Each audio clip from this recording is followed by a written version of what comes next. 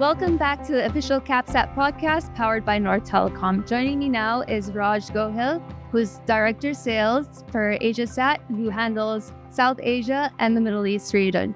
Welcome, Raj. Thank you so much, Shomna, for this opportunity, and quite happy to sitting across to you. Thank you. So why don't you tell our audiences a little bit about yourself and a little bit about AsiaSat? Sure. So I've been into the telecom and satellite industry for over now 24 years, and I work at the AsiaSat based in Hong Kong.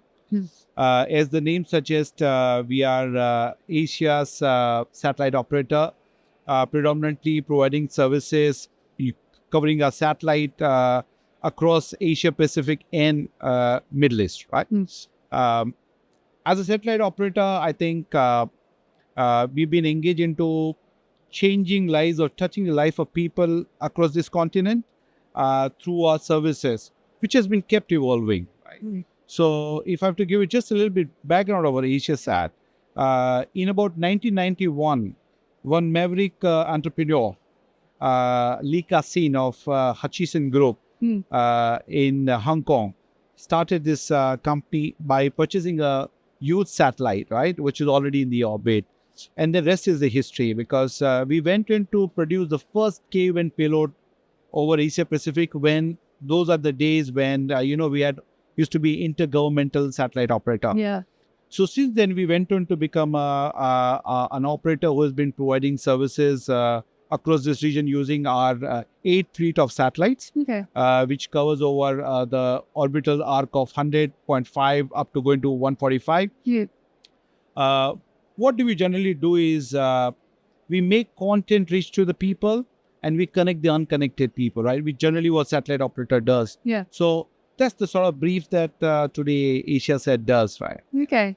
So you're saying you're connecting the unconnected and you're broadcasting to these people. How have these users changed recently? Because I've been hearing a lot that there's this revolution happening in every single industry. How has the user changed? How are they consuming? How's that all changed? Yeah, I think it's a good question, broad question, but I just want you to know that we as an industry, we can assess the user is changing. But honestly, it's a natural evolution, right, for them. Users today are agnostic. How and what they are using, right? If they are using an internet, they are not sure, they don't want to know, as long as the accessibility is there. It could come via cable, it could come via WiMAX, it could come via satellite internet or any other medium. So user has been agnostic. Yeah. So over these years, if I have to speak over the last 2-3 decades, internet has changed. I used to sell 21.6 kbps modem, dial-up internet connection, with hand-checking noise, right? Yeah. And now, the internet is blazing speed, and we see the advent of now the LEO satellites has just changed the approach and the accessibility, right? So what has happened now is, if I have to take a relevant example now, the seafarer used to be the most isolated people, in the area of communication, because while the communication has evolved everywhere, still the aero and maritime route were the still deprived user. With those advent of the high throughput satellite and LEO satellite, now today I have seen a lot of my friends in merchant navy are enjoying the live content onto the ship. Forget the fact when they used to feel boredom that what to do in free time. So I think in form of the evolution of the satellites and the communication has taken a long way.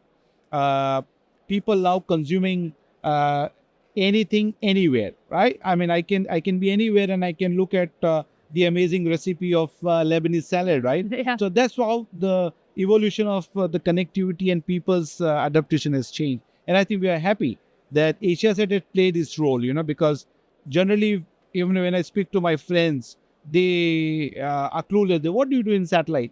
Yeah. Not seldom that they don't know that the sports that they consume comes via satellite, right? Yeah. Be it an Olympic or World Cup football. So I think that way we have touching base of the life and changing in many ways, through various medium. Yeah. Okay.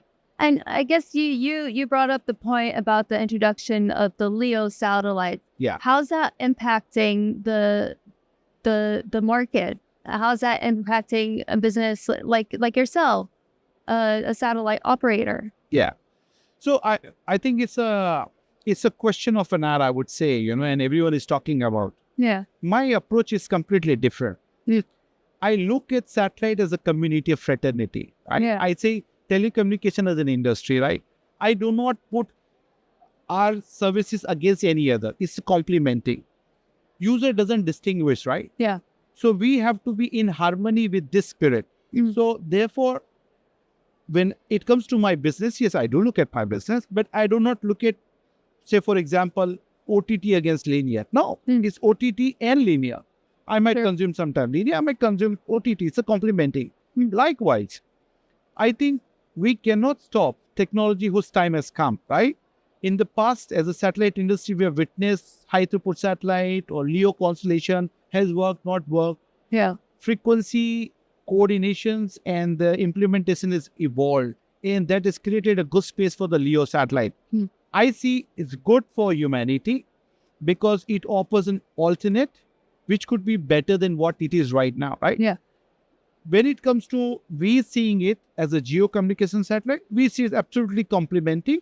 Yes, those applications which is latency driven might continue to be on the fast internet or low latency. It could be me or Leo. Yeah. The application which is a multicast, right, or has a QoS will continue to be on geo, right? So for when we looked at HTS came, people thought that what will happen with the band pipe. Well, the wide beam application will continue to be on the geo, and the small will continue to be on the high throughput satellite. Yeah. Likewise, in the LEO, I believe it's a great advent. It's very exciting for satellite industry. Everyone is really looking forward to. Yes, people are concerned that how will it be priced, what will be happen. Yeah.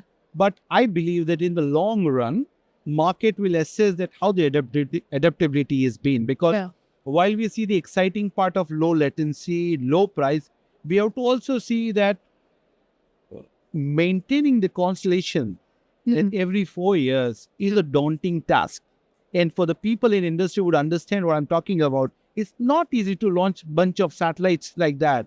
SpaceX could do, and they are doing it because they have the integration with their manufacturing, right, and the launching. But today, if you ask any operator, they would be queue for next 18 to 24 months to launch their satellite. So that's the situation, right? So I think LEO is great. I think it's very exciting. It will take up application which is more relevant to the LEO. Yeah. I would say if you have to talk about OU, right, sports production, it will continue to be on geo communication satellite. So I think it will complement. It will be very exciting. And time will suggest that how people are adapting to this technology. Yeah. It could happen that geo satellite will also might adapt to a partnership with LEO. Why not? Exactly. Yeah. I like that you see it as complementing, not as challenging. Yes. Because it's nice to see that, there's different needs for a different level. Absolutely. Yeah. I think we have to understand why the geo is synchronous. LEO is pole to pole. Yeah. So there has to be a handshake requirement with geo. Yeah. You see, so if the technology is doing handshake, we should also do the handshake, right, in the business aspect. Of course. Of course. Thank you so much, Raj, for joining me. Thank you. It was a pleasure talking to you. Likewise. It's nice to see from the satellite operator perspective, because as you know, we are a satellite service provider. Yes, absolutely. Yeah. I wish you the best in the rest of the show, and thank you. Thank you. Thank you so much for having me. Me too.